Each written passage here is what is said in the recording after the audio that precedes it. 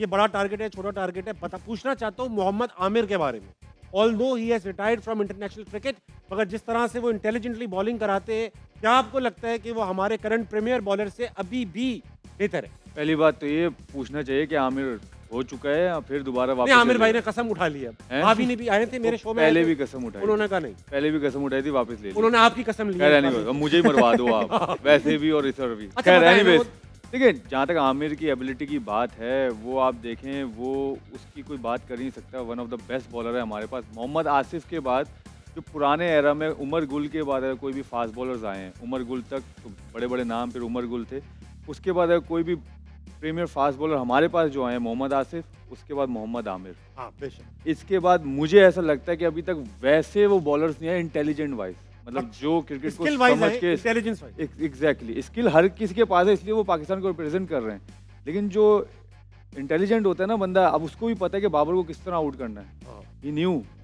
और अगर आप देखें तो प्रेशर नजर भी आता है, बाबर के ऊपर ज्यादा प्रेशर नजर आता है, लगा शुरू में घबराए। आप देखें, उसको भी पता है कि अगर मैं अच्छा बैट्समैन हूं तो मेरे सामने भी स्मार्ट बॉलर बॉल कर रहा है, और उसको भी मेरी चीजें पता है, टेक्निकली चीजें पता है कि कहाँ मैं लैग करता हूँ, और वो बिल्कुल जो है ना उसको बड़ा फायदा उठाते हैं मोहम्मद आमिर उस चीज का। और बड़े मतलब कहना नहीं चाहिए, लेकिन कभी भी मैंने ना सुटेबल नहीं देखा उनको मोहम्मद अगेंस्ट मोहम्मद आमिर। हाँ बिल्कुल, वो मुश्किल ही होती है। हालांकि आप देखें इंटरनेशनल वाइज भी देखें, वो खब्बे स्पिनर पे भी मुश्किल होती है, और कोई भी खब्बा फास्ट बॉलर आए, बाबर आजम को प्रॉब्लम होती है, वो शुरू से हो रही है और अभी तक हो रही है। अभी तक उन्होंने इम्प्रूव नहीं किया, और आमिर की स्किल की बात हम जितनी भी करें कमी पड़ेगी ना, कि अगर उनको देखें अभी कुट भी पड़ती है, बट वो फिर भी जितने भी बॉलर्स हैं उनसे बहुत ज़्यादा इंटेलिजेंट है। अच्छा, वेरी नाइस। अहमद भाई, आपने तो हमेशा बाबर की तारीफ की है, इस मामले में आप क्या कहें? नहीं, बाबर की जितनी भी हमने बात पाकिस्तान के लिए, जब आईसीसी के लिए वो खेलते हैं, पाकिस्तान के इवेंट्स खेलते हैं, हमने काफ़ी बात की है। तब बात की है जब कोई उनके बारे में बात नहीं करता, ठीक है। अब तो ये बात ज़बान ज़दे आम है, हर किसी को आप देखें कर रहे हैं। मेरे लिए कंसर्निंग पार्ट है, कुछ आउट होना इट्स ओके। यार इस टूर्नामेंट के अंदर 4 दफ़ा वो लेफ्ट आर्म सीमर से आउट हो गए। आज बॉल अच्छा था, लेकिन भाई बॉल उसके पहले उनको अच्छे बॉल नहीं पड़ते, तो वो एडजस्ट करते हैं। क्या मसला हो रहा है कि अंदर आता वाला बॉल जो है ना सीधा पैड पे खाई जा रहे हैं। तीसरी, उस दिन भी उन्होंने रिव्यू ले लिया, आज फिर उन्होंने रिव्यू भी ज़ाया किया, उस दिन काम आ गया।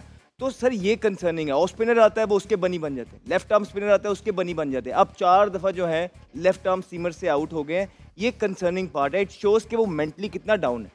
जब मैं भी इस तरह का, मेरे पे एक दफ़ा टाइम आया था, बहुत मैं अंडर प्रेशर था, मेरे से परफॉर्मेंस नहीं हो रही थी, तो मैं fast bowler, right arm fast bowler से जो आउट स्विंग हो रहा था, मैं उसको छेड़ ही जा रहा था। मैंने बड़ी कोशिश की और मैं मेंटली और ज़्यादा ड्रेन हो गया। फिर मैंने ऑफ लिया क्रिकेट से, मैं चला गया, मैंने वो टूर्नामेंट ही छोड़ दिया। डोमेस्टिक का टूर्नामेंट था अर्ली डेज में, मैंने छोड़ दिया। और उसके बाद जब मैं अगले साल आया, I was a better player.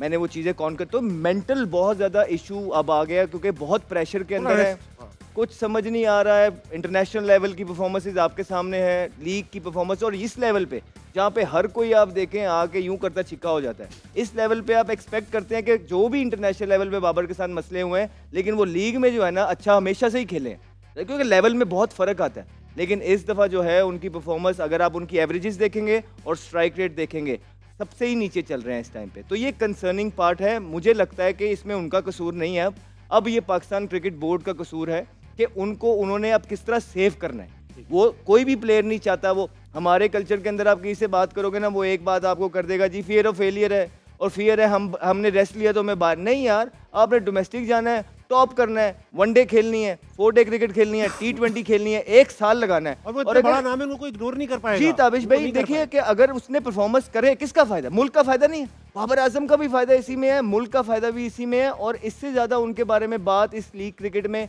कोई करनी बनती नहीं है।